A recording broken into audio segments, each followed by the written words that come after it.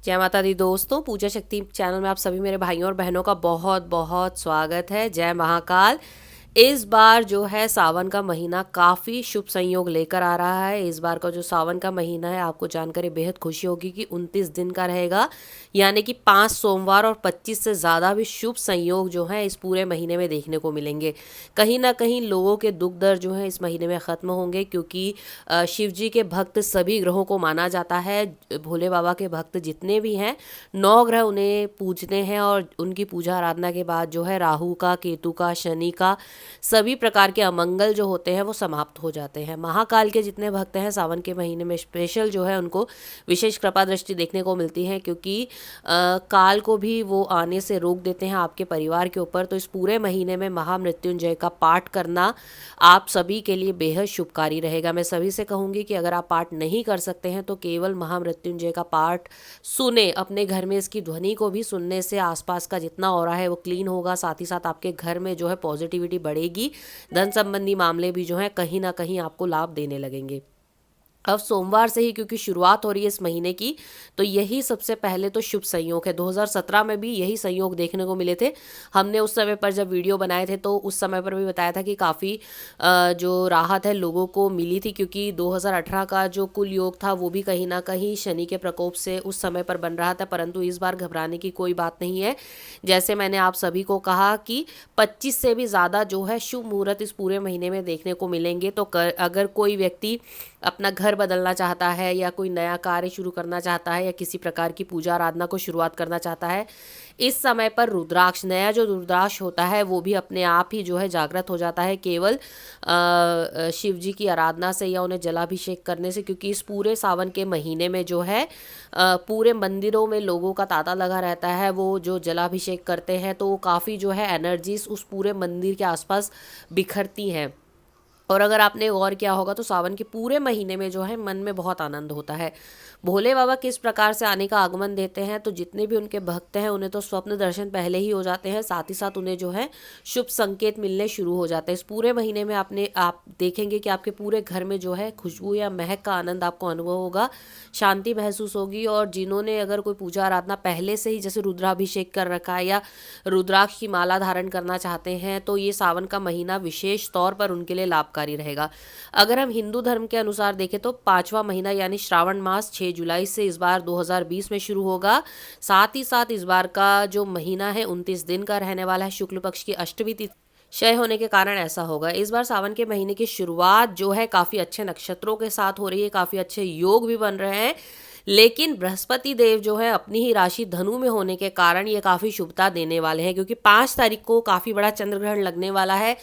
कई दूर जो है इसका प्रभाव देखने को मिलेगा, परंतु जो चंद्र ग्रहण या पूर्णिमा के जस्ट बाद का सावन का महीना है तो इस पर इसका कोई भी प्रभाव नहीं पड़ेगा, क्योंकि चंद्रदेव जो हैं शिव जी के मस्तक पे सवार है। और उन्हीं के कारण जो है जिनको भी चंद्र ग्रहण की या चंद्र दोष होते हैं वो शिव जी की अगर पूजा आराधना करते हैं तो उनके चंद्र जो हैं अपने आप सुधरने लगते हैं। साथ ही साथ अगर उनको माता की तरफ से कोई कष्ट मिल रहा है तो उसमें भी जो है काफ़ी राहत मिलती है। अब इस बार सावन में जो क्योंकि 25 से ज़्यादा शुभ योग बन रहे हैं, तो हम सबसे पहले तो जान लेते हैं कि श्रवण मास के कितने सोमवार किस किस तारीख को पड़ेंगे, ताकि हमें जो है पता रहे कि जो व्रत करना चाह रहे हैं तो उनको व्रत किस किस तिथि पे करना है।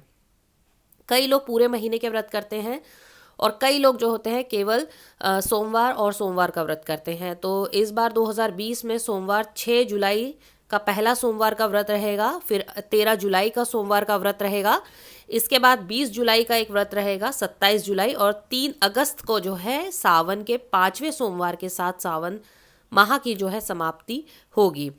अगर इस बार सावन के 5 सोमवार देखे जाएं तो काफ़ी जो है कृष्ण पक्ष और शुक्ल पक्ष दोनों का ही जो है योग लेकर आ रहे हैं। ग्रंथों में श्रावण मास हर सोमवार के व्रत को जो है काफ़ी महान बताया जाता है। इस समय पर आप अपनी सभी परेशानियों को ख़त्म कर सकते हैं, बीमारियों से छुटकारा प्राप्त कर सकते हैं। 16 सोमवार के व्रत की शुरुआत भी इसी समय पर करना चाहिए ताकि आपको शुभ और योग्य वर की प्राप्ति हो। साथ ही साथ जैसे मैंने कहा, जापे की माला, रुद्राक्ष माला, एक मुखी रुद्राक्ष से लेकर जो हमारे 24 और 31 मुखी तक रुद्राक्ष होते हैं उसको भी धारण करना आपके लिए काफ़ी शुभ रहेगा। अगर अपने घर में शिवलिंग की स्थापना करने की सोच रहे हैं तो स्फटिक के शिवलिंग रखना काफ़ी जो है लाभकारी रहेगा। इससे आपके घर के सभी प्रकार के वास्तु दोष जो है दूर होते हैं। और पारद के शिवलिंग अगर आपको असली मिल जाते हैं तो उनकी भी स्थापना करने से आपके जीवन में जो है महालक्ष्मी देवी का जो वास है आपके घर पर होने लगेगा। अब यहाँ पर क्योंकि श्रावण मास 10 जुलाई को मौनी पंचमी और 14 जुलाई को मंगला गौरी व्रत, 16 जुलाई को एकादशी, 18 जुलाई को जो है प्रशोद व्रत, 20 जुलाई को हरियाली अमावस्या, सोमवती अमावस्या, 23 जुलाई को ही हरियाली तीज के साथ 25 जुलाई को नाग पंचमी और 3 अगस्त को रक्षाबंधन का शुभ त्यौहार जो है बनाया जाएगा। तो इस बार जो है काफ़ी शुभ योग आ रहे हैं, संयोग आ रहे हैं, जो कि आपके जीवन में आपके बृहस्पति देव से मिलने वाले सभी प्रकार के फलों को आपको देने वाला है।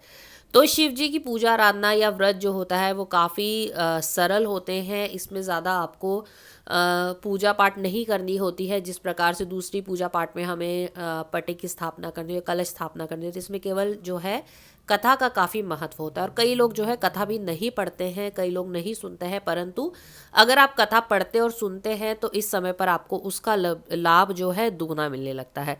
ये काफ़ी सौभाग्यशाली और पुण्यवती त्यौहार होता है, इसे कह सकते हैं। पूरा महीना ही काफ़ी फलदायी होता है। हर एक सोमवार का अपना एक महत्व होता है जिसको करने से आपके जीवन के दुख दूर होते हैं, नवग्रह शांति होती है, साथ ही साथ आपको शिव जी के सभी स्वरूपों का जो है आशीर्वाद प्राप्त होता है। क्योंकि शिव जी ने ही सभी प्रकार के यंत्र मंत्र तंत्र और सभी प्रकार की जो विद्याएं हैं उन्हें लिखा है, सुना है, और उन्हीं के मुख से जो है सभी प्रकार के जो श्लोक हैं वो उत्पन्न हुए हैं।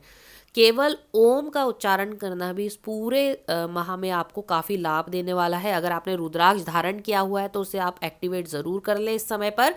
और मैं कहूँगी कि इस समय पर अगर आप कुछ नहीं कर पाते हैं, व्रत भी नहीं कर पाते हैं, तो ओम नमः शिवाय का जाप तो आप लगातार करते रहें जिससे कि आपको लाभ हो। वहीं शिव भक्त अगर चाहते हैं कि शिव जी की असीम कृपा उन पर पड़े तो शिव चालीसा का पाठ करना इस समय पर आपको उनके और करीब लेकर जाएगा। जो शिव भक्त पहले से ही हैं उनको पहले से ही मन में काफ़ी शांति का अनुभव होने लगेगा, क्योंकि 6 जुलाई से ही सावन का महीना लगने वाला है। तो उससे पहले ही भक्तों को जो है मानसिक शांति का अनुभव होने लगेगा। उनको लगने लगेगा कि आगे जो है उनके काफ़ी अच्छे काम होने।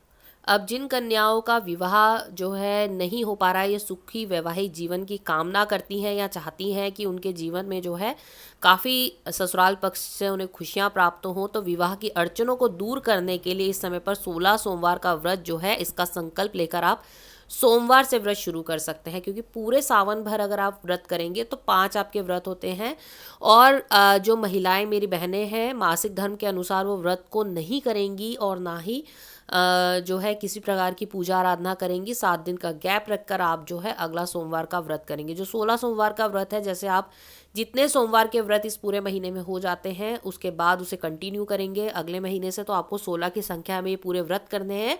और जो आपका 17वां सोमवार होगा उस समय पर आपको उद्यापन करना है और पंडितों को भोजन कराना है। अब शिव जी को इस पूरे माह में जो है अपने घर पर भी आपको कच्चे दूध से स्नान कराना है, गंगा जल से स्नान कराना है। इस पूरे समय पर अगर आप गंगा जल से अभिषेक करते हैं तो आपकी सभी प्रकार की मनोकामनाओं की पूर्ति होगी। साथ ही साथ चंदन का तिलक करना भी आपको काफ़ी लाभ देगा। बिलपत्र जो भी व्यक्ति चढ़ाता है उसके सभी पापों का नाश होता है। यहाँ पर आपको इस बात का ध्यान रखना है कि पूजा में केतकी के फूलों का इस्तेमाल नहीं करना है, क्योंकि इससे शिव भगवान जो है नाराज हो जाते हैं। तुलसी का प्रयोग भी शिव पूजा में नहीं करना है। शिवलिंग पर कभी भी नारियल का पानी हमें नहीं अर्पण करना है। भगवान शिव जी को हमेशा जो है कांस्य पीतल के बर्तन से ही जल अर्पण करना काफ़ी शुभ माना जाता है। अगर और कई लोग जो है कच्चा दूध जब मार्केट से खरीदते हैं उसके बाद पॉलीथीन को ही कट करके उसी से जो है अभिषेक करते हैं, तो वो भी कार्य ना करें, क्योंकि ये जो है आपको कहीं ना कहीं हानि देगा। इसे किसी बर्तन में आप पहले दूध को रखें और उसके बाद उससे ही अभिषेक करें तो ज़्यादा अच्छा रहेगा। आप डायरेक्ट पॉलीथीन लेकर वहीं कट कर कई लोग जो है इसे गलत तरीके से वहीं अभिषेक करते हैं, ऐसा ना करें, अन्यथा आप पाप के भागीदार होंगे। अब भाइयों और बहनों हम बात करेंगे शिव जी के प्रिय अभिषेक की। शिव पुराण में ऋषियों के पूछने पर भगवान शिव ने स्वयं अपनी वाणी से कहा था कि अभिषेक का बहुत महत्व होता है। जो भी मनुष्य कलयुग में अभिषेक करेगा उसके घर में सदैव सुख शांति का वातावरण रहेगा। परंतु कुछ विशेष प्रकार के शिव अभिषेक बताए गए हैं जिनको करने के बाद आपके जीवन के सभी पापों का नाश होता है। शास्त्रों की कामना की प्राप्ति के लिए अनेक प्रकार के द्रव्यों से अभिषेक का वर्णन कहा गया है। ये जो हमारे शास्त्र हैं पुराने, इनमें इसकी चर्चाएं करी गई हैं और शिव जी के मुख से ही, उनकी वाणी से ही ये बताई गई हैं कि किस प्रकार से, किस मनोकामना के लिए हमें जो है किस प्रकार से अभिषेक करना चाहिए।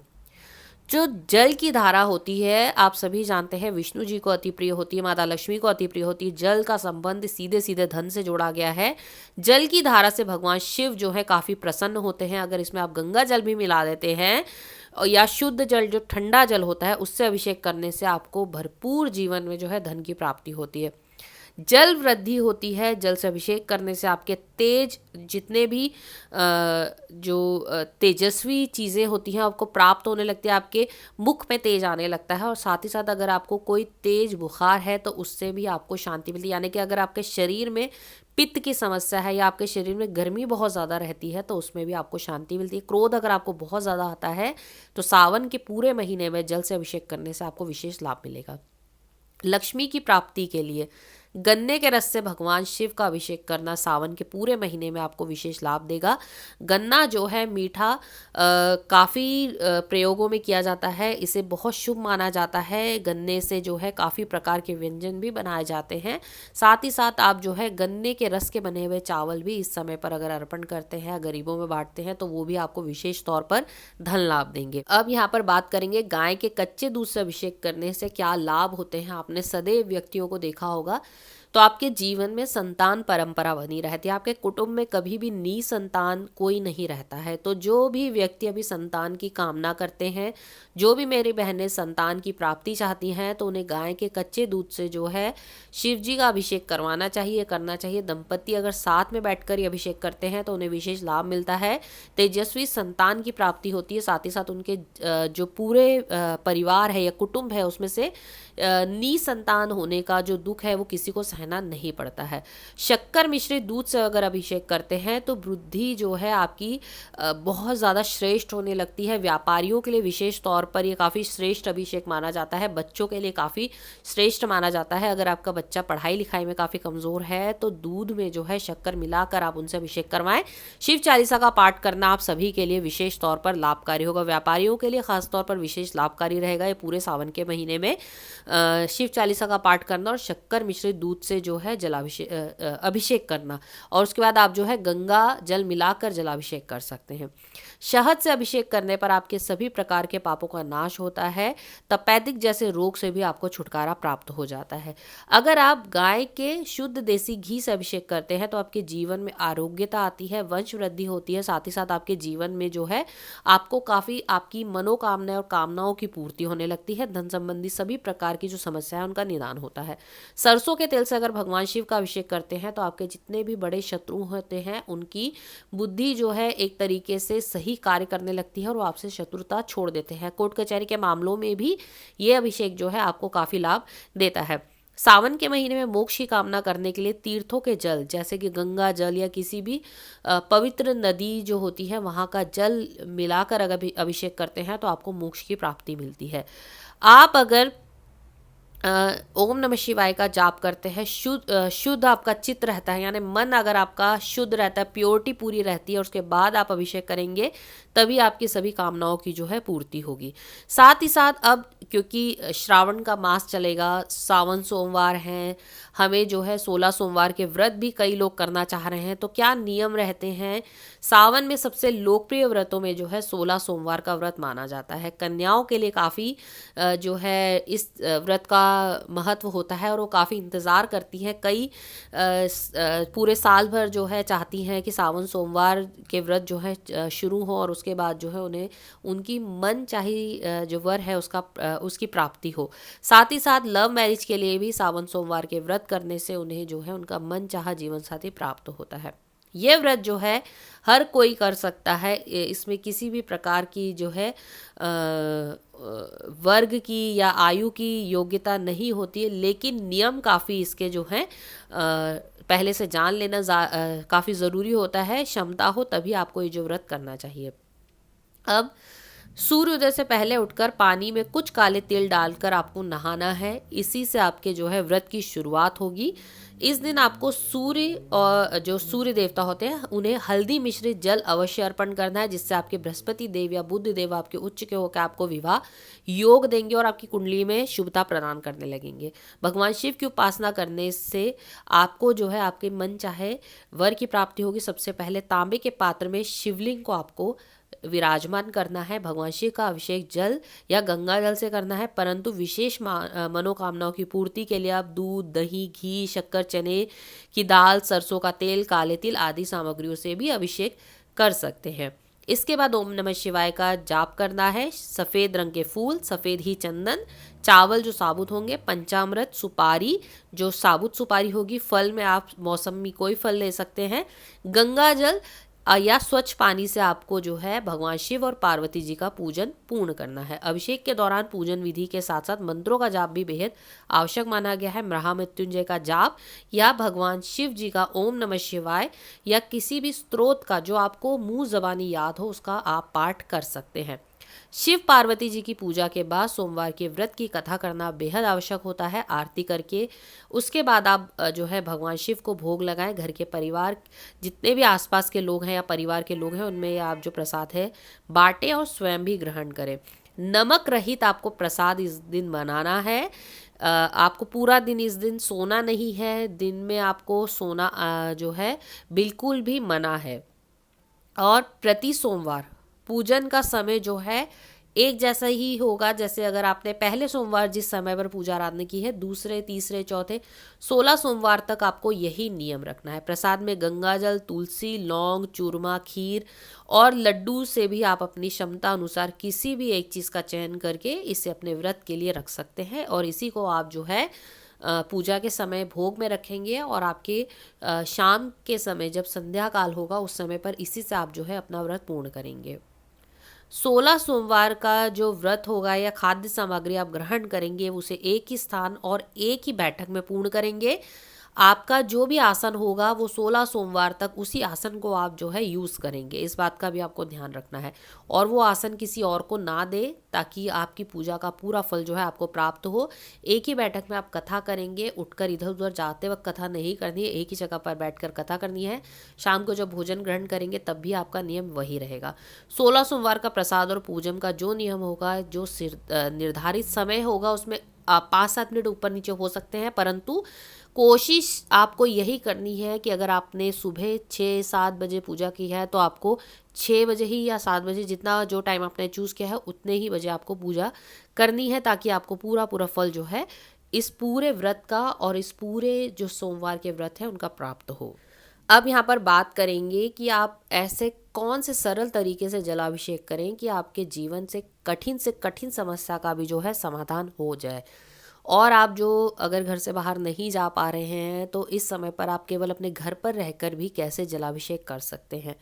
तो सावन मास में सभी सोमवार के दिन शिव जी को मात्र जल से अभिषेक करने से भी वो शीघ्र प्रसन्न हो जाते हैं, लेकिन आपको पूर्ण श्रद्धा भक्ति से आपको जलाभिषेक करना है, ओम नमः शिवाय का जाप करना है और आपकी जो भी समस्या हो उनके सामने कहना है।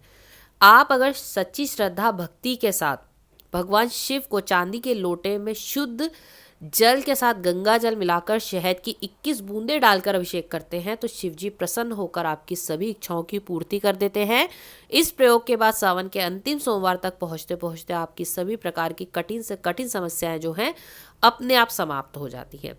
नौकरी और बेरोजगारी और व्यापार की वृद्धि के लिए भी आप जो है सावन के महीने में कुछ प्रकार के जो प्रयोग है कर सकते हैं। पैसे की कमी अगर आपको बहुत ज़्यादा आ रही है तो इस समय पर आप जो है ओम नमः शिवाय का जाप करें। आपके व्यापार स्थल पर जो है आपको सुबह शाम जो है ओम नमः शिवाय की ध्वनि चलानी है, इससे भी पॉजिटिविटी बढ़ेगी। सावन मास में हर दिन सुबह भगवान शिव पर जो है 3 लोटे जल ओम नमः शिवाय बोलते हुए आपको अभिषेक करना है। लाल पुष्प, बेलपत्र, शम्मी के पत्र अर्पित करने हैं। शीघ्र ही आपको जो है चमत्कारिक रूप से इसके जो है लाभ प्राप्त होंगे और आपके जीवन में जो है बेरोजगारी दूर होने लगेगी। क्योंकि शिव जी की पूजा पूजा आराधना के बाद आपके सभी प्रकार के ग्रह जो है शांत होने लगते हैं और आपको बहुत सारे जो है उनकी तरफ से पॉजिटिविटी मिलने लगती है। तो सावन के जो महा उपाय है हमारे हिंदू धर्मशास्त्रों में इसका उल्लेख काफ़ी बार किया गया है। आप जो है अगर इसे सही तरीके से करते हैं तो आपको बहुत ज़्यादा लाभ मिलता है। पूरे सावन माह में ओम महामृत्युंजय का पाठ करना या महामृत्युंजय गायत्री मंत्र का पाठ करना आपके जीवन में आपको बहुत ज़्यादा लाभ देता है और इसको करने के बाद आपके जीवन से जो है शनि दृष्टि जो है समाप्त होती है। साथ ही साथ आपको व्रत करना चाहिए जिससे कि आपके धन संबंधी मामले भी जो है सुधरने लगे। अब आपको बताएंगे बिल पत्र से ऐसा प्रयोग जिसको करने के बाद आपके जीवन से सभी प्रकार की दरिद्रता का जो है दूर होगी, नौकरी व्यापार भी चलने लगेगा और आपकी अगर कोई मन की इच्छा है तो वो भी पूर्ण होगी। पूरे सावन भर जो है आप 3 बिलपत्र की जो जोड़ी होती है उसे लें। आप देखें कहीं से भी ये बिलपत्र कटे छटे ना हो, ना ही इन पे किसी प्रकार का दाग हो और इन सभी पर जो है आप अष्टगंध में गंगा जल मिलाकर ओम नमः शिवाय, ओम नमः शिवाय, ओम नमः शिवाय लिख दीजिए। और ये जो बिलपत्र है आप मंदिर में जाकर शिवलिंग पर अर्पण करें और आपकी जो भी मनोकामना हो उस समय पर सच्चे दिल से गुहार लगाकर कहें। आपके जीवन से जो भी परेशानी है वो दूर होगी, आपकी अपने आप ही जो भी मनोकामना होगी वो पूर्ण होने लगेगी। परंतु इस बात का ध्यान रखें कि आपको ये जो कार्य है पूरे सावन भर करना है और आपको ये प्रयोग करते समय उस मनोकामना को एक ही प्रकार से कहना है। जैसे अगर आपको कोई नया घर चाहिए तो आप कहेंगे कि मेरा अपना घर बन गया है और मैं उस घर में बहुत खुश हूँ। अब आपको यही लाइन जो है जब भी आप बिलपत्र को अर्पण करेंगे आपको उस समय पर कहनी है। अगर आप किसी से विवाह करना चाहते हैं तो उस व्यक्ति का नाम लेकर आप छोटे से उसमें कहेंगे मेरा उससे विवाह हो गया और मैं उसके साथ बहुत खुश हूँ। और उसके आगे अगर आपको एक दो जोड़ी कुछ कहना है तो आप कह सकते हैं, परंतु आपको जो वाक्य होंगे हर समय एक ही प्रकार से रखने हैं और आपको उनको जो है प्रेजेंट टेंस में कहना है। जैसे मुझे नौकरी मिल गई है और मैं बहुत खुश हूँ, या आपकी अगर कोई स्पेशल कंपनी है जहाँ पर आप नौकरी लगवाना चाहते हैं तो उस कंपनी का नाम लेकर आप कहेंगे कि मेरी इस जगह नौकरी लग गई है और मैं बहुत खुश हूँ। या अगर आप मेरा प्रमोशन हो गया है और आज मैं बहुत खुश हूँ, आप ऐसे कहकर अपने शब्दों में जो है इस वाक्य को पूर्ण करेंगे। इसको करने के बाद आपके जीवन की वो सभी प्रकार की मनोकामनाएं पूर्ण होंगी जो आप चाहते हैं। तो भाइयों और बहनों, आज अपनी वाणी को यही विराम देते हुए मैं आशा करती हूँ आज का वीडियो आप सभी को बहुत पसंद आया होगा। महाकाल के जितने भी भक्त हैं उन्हें सावन की ढेर सारी शुभकामनाएं। भगवान शिव की आप पर इसी प्रकार कृपा दृष्टि बनी रहे। हम फिर मिलेंगे किसी नए विषय पर चर्चा करते हुए। आप सभी का बहुत बहुत धन्यवाद मुझे सुनने के लिए। धन्यवाद दोस्तों।